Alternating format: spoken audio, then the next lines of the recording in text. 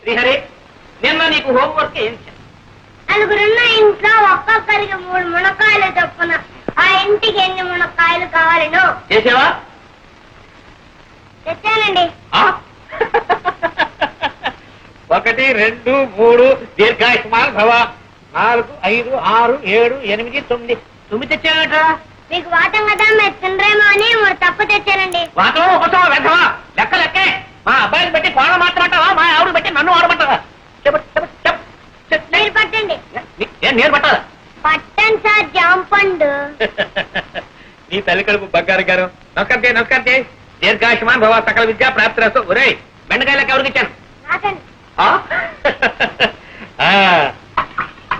ఈ నాయనమ్మ ఇంకెన్నాళ్ళు ఉంటుందిరా, ఇలా అంచెల్లా అయిపోతున్నావు. ఈ వేళ తెల్లవారు ఏమిటో నాకు ఆకలి దహించేస్తూ ఉంది. మీ అందరికి సెలవు ప్రకటించేసాను. వెళ్ళిపోండి.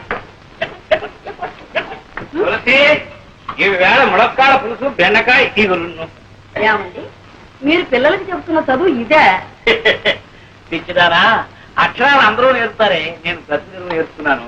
అంతకంటే లంచాలు పుచ్చుకోవడం నేర్పుతున్నాను కాదు. అమ్మమ్మ, ఎంత మాట! దీన్ని లంచం అనకూడదు, శ్రీకారం. శ్రీకారమా? ఏ పని ప్రారంభించాలన్నా శ్రీకారం చుడితేనేగా ఆ పని సక్రమంగా నెరవేరేది. అలాగే వీళ్ళకి ఆతో పాటు శ్రీకార మహత్యం కూడా నేర్పేశానా, చదువు వచ్చేస్తుంది, ప్రతి తెలుగు తెలుస్తుంది. సర్లేండి, ఈ పండగకైనా పట్టు చీరకొని పెడతారా? ఈ సంగతి అలా రాదారు. ఈ కాఫీ అనే శ్రీకారం నాకు చెప్పేసి నీకు కావాల్సింది నెరవేర్చుకోవాలని చూస్తున్నావా? మరి నేను కూడా వాళ్ళకి చెప్పే ఇదేనే. రాళ్ళండి సంబడం.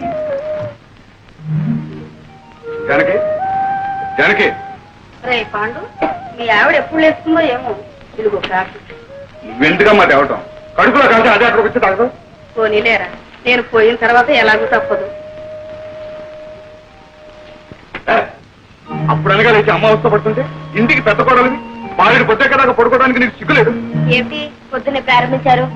ఎవరైనా సిగ్గుపడాల్సింది మీరా నేనా? నేను మీకంటే 100 రూపాయలు ఎక్కువ సంపాదిస్తున్నాను, మర్చిపో.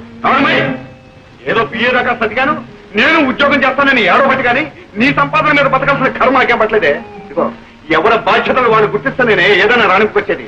నేనే ధర్మపడ్డ పిల్లలేదే, చాకరీ చేస్తూనే ఉన్నానుగా. చేసావు నా కోడి ఉద్యోగం మానే. ఏమిట్రా మానే అంటావు? ఆ అమ్మాయి కూడా ఉద్యోగం చేసి 10 రాళ్ళు తేబట్టే కదా వేణీళ్ళకి తన్నీళ్ళు సహాయం అనేది సంసారం గడుస్తుంది. ఇలా ప్రధానికి దాన్ని వెనకేస్తారండి. వాళ్ళు చూసుకుని అందరం వ్యతిరేక తానం చేస్తుంటే అప్పుడు తెలుస్తుంది. అబ్బా పెళ్ళం అంటే ఇంకా నీకు టీకా తాత్పర్యం కూడా తెలిసినట్టు లేదు. పెళ్ళైన కొత్తలో కాళ్ళ దగ్గర దాచి, ఆ తర్వాత ఒళ్ళో రాసి, పిల్లల తల్లి అయిన తర్వాత నెత్తి మీద తాండం. అది రా సంసార రాజ్యం.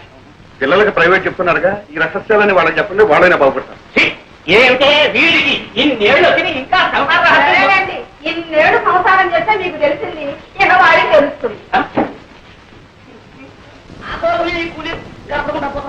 చాలా రావచ్చు, ఇదేనా రావటం? అవునన్నాయా, నీకు అందులో అంతే ఉంటుంది. పొద్దునే పట్టి మందం పట్టి కూర్చున్నారు. మంచి నూనె కరువు, మంచి నీళ్ళ కరువు కూడా వస్తుంది కదయ్యా. అందుకని పొట్ట చేత్తో పట్టుకుని ఈ పట్టి మంచాన్ని అతుక్కుపోతే తర్వాత పోయేటప్పుడు ఇట్లాగే తీసుకుపోతారని. ఏమిటా చిన్న అబ్బాయి అయితే తమిళనాడు వచ్చేసావు? వారికంటే ముందు రావాల్సిందన్నా, మేలు లేటు. మీరు సర్కార్లో గారు వస్తానన్నారు. అబ్బబ్బబ్బబ్బ, మీరు సర్కారు ఉద్యోగం చేసి అన్నీ నీకు సర్కారులా కనపడుతున్నాయండి. బండైనా సర్కారే, బస్సు అయినా సర్కారే, గుర్రమైనా సర్కారే, నేనైనా సర్కారే. అబ్బా, సర్కారు ఉద్యోగం అంటే పట్టి తప్పేస్తున్నారా? ఎంత తేలికైపోయిందో. అదేం లేదు. Good morning. వచ్చి నాన్నగారు ఉత్తరం రాశారు, ఈ ఉద్యోగం మీద ప్రమోషన్ వచ్చేస్తుందని. ఇది get off process getting. Not even in the process of getting it. Just trying to surmount opposition from you male employees. మధ్యలో మగవారం ఏం చేశాం? ఏం చేయట్లేదు, మీలాగే మాకు సొసైటీలో ఒక స్టేటస్ ఉందని గుర్తిస్తే చాలు. వచ్చావా? మొదలు ఏం మార్పు వస్తాడు కనపట్లేదు. అది సరే, హోటల్ భోజనం సరిపడడం లేదా ఏమైనా ఇలా తిట్టిపోయావి? వాళ్ళు ఏం పెడితే మాత్రం నువ్వు పెట్టేటట్టుంది. ఏమో ధర్మరాజు, పరీక్షలు బాగా రాశారా? ఎంత బాగా రాస్తే మాత్రం ఏం లాభం చెప్పండి. ఏదో పంపించాడు. ఏముంది అయినది? పెట్రోల్ ధరలు పెరిగిపోయిన దగ్గర నుంచి మొత్తం అంతా తారుమారు అయిపోయిందండి. పెట్రోల్కి నీ పరీక్షకి సంబంధం ఏమిటో? అమ్మమ్మా, చాలా దగ్గర సంబంధం ఉందండి. పెట్రోల్ ధరలు పెరిగిన దగ్గర నుంచి మొత్తం అందరూ కూడా బస్సులని ప్రయాణం చేస్తున్నారండి. జనం రద్దీ అయిపోతున్నారు. పాపం లెక్చరర్స్ కూడా ఇలా వేళ్లాడుతూ వస్తున్నారు. అక్కడ కోపరాపాలు సెట్ అవుతున్నాయి, అవన్నీ మామి చూపిస్తున్నారు. కర్మ కొద్ది ఒక్క అంతరం మేము తప్పు రాశామే అనుకోండి, మొత్తం అన్ని ఇలాగే రాసిన చోటు వీళ్ళని మొత్తం కొట్టేది. పేపర్లో నెంబర్ లేకపోవడం, తర్వాత మీరు తిట్టాలి. ఇవన్నీ ఎందుకు చెప్పండి మాకు? ఇంతకీ బాగా రాశారా లేదా నాయన? తండ్రి మీరే కంగారు పడద్దు. నేను రాయవలసిన రాసేసాం, మా డ్యూటీ మేము చేసేసాం. తర్వాత నీ అదృష్టం. నా అదృష్టం ఇప్పుడే చేరుకోండి. ఈ చీరలు నీకోసం తీసుకొచ్చాను. ఇవన్నీ నాకెందుకురా? మరేం కావాలో చెప్పు. నువ్వు పెళ్లి చేసుకుని కోడని తీసుకురా నాయన. అప్పుడు ఎందుకమ్మా ఈ బరువు బాధ్యతలు? అది కాదు, నా ఒంట్లో ఓసుకుండగానే వచ్చి ఆవిడ గారికి కూడా ఇంత చాకరీ చేసి నీ రుణం తీర్చుకున్నాను. నీ బాధ నాకు అర్థం కాదు. ఎన్నాళ్ళు అంటే అన్నయ్య వదిన సంపాదన మీద ఆధారపడ్డాను కదా. అన్నిటికీ సర్దుకుపోవాల్సి వచ్చింది. మనకు మంచి రోజులు వస్తున్నాయమ్మా. నేను రాజు కలిసి వ్యాపారం పెట్టబోతున్నాను. వ్యాపారమా? అందుకు మా వాడికి అక్కడే ఉందని తిరగచ్చు. చూసారా, నేను వ్యాపారంలో గొప్ప తద్దమనని మా తాతయ్యకి పెద్ద నమ్మకం. మీ వాసు అన్నాడు అనుకోండి, నా చేత మా తాతయ్య ఏ వ్యాపారమైనా పెట్టించేస్తాడు. అందుకని మీ వాడిని మా ఊరు తీసుకెళ్ళిపోతున్నాను. అంటే మీ తాతయ్యకి మా వాడిని శ్రీకారం పెడుతున్నావు అన్నమాట. శ్రీకారం అంటే లంచమైనా వ్యర్థం. అమ్మా అమ్మా అమ్మా అమ్మా అమ్మా అమ్మా అమ్మా గ్రహించేసావన్నమాట. ఓ ఏట్లో పడేసినా ఒడ్డు పడిపోతాయి నువ్వు. అంతా మీ ఆశీర్వాదమే.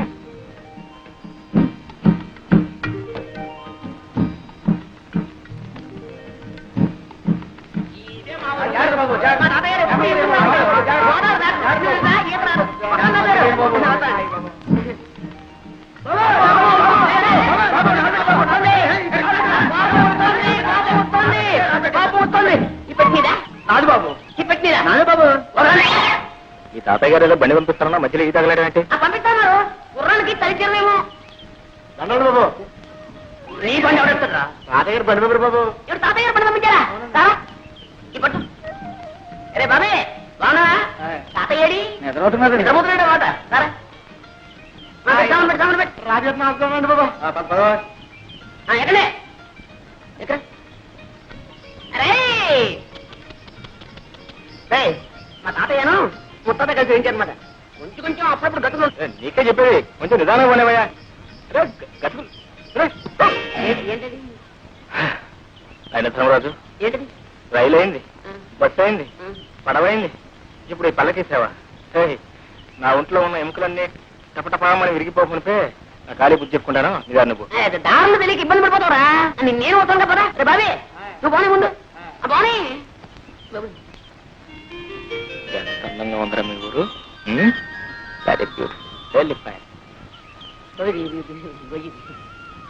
చూసినాడవరా? ఈ కనపడే తోటంతా మా తాతయ్య గారిదే.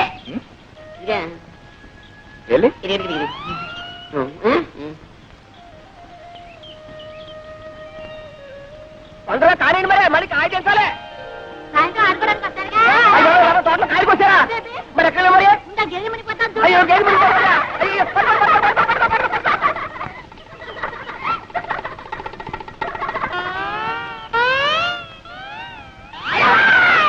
ఎవరు? ఏమిటి? ఒకసారి అవ్వాలా? ఎందుకు? ఎందుకంటే సావిత్రి. నా పేరు సావిత్రి కాదండి, వరలక్ష్మి. నీ పేరు వరలక్ష్మి కదా.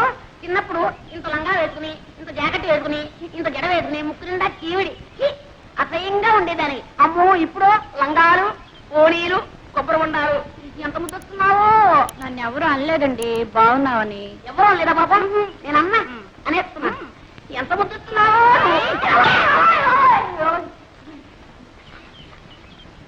ఏ జాగ్రత్త, మళ్ళీ ఈసారి వెళ్ళన్నావా కొబ్బరి బొండా మెళ్ళో కట్టి గోదావరిలో తోస్తాను. జాగ్రత్త. ఆ మాట మాత్రం అనక, నాకు అసలు ఈత కూడా రాదు.